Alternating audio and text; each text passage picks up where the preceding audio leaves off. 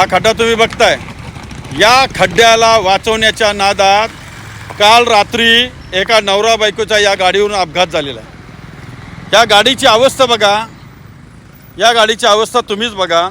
काकानगरच्या समोर हा अपघात झालेला आहे। हे बघा अवस्था, रात्रीच या ठिकाणी अपघात झाला। आज मला सांगा, ती नवरा बायको ॲडमिट आहेत, सिरियस आहेत, याला जबाबदार कोण? याला जबाबदार फक्त आणि फक्त सांगली PWD, त्यातल्या त्यात करनार रोडवर जो अधिकारी काम करतो तो अधिकारी।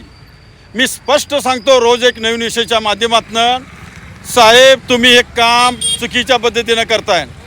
ऐन पावसाळ्यामध्ये खड्डे भरणं गरजेचं आहे। ठेकेदारकडून खड्डे भरता येत नसेल तर PWDच्या मार्फत तुम्ही भरा।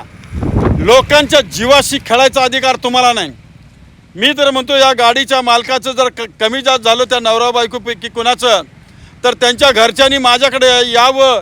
या PWDच्या अधिकाऱ्यांना आपण याच्यामध्ये गुन्हेगार बनवू। त्यांना गुन्हेगार बनल्याशिवाय या अशा खड्ड्यांचा बंदोबस्त होणार नाही।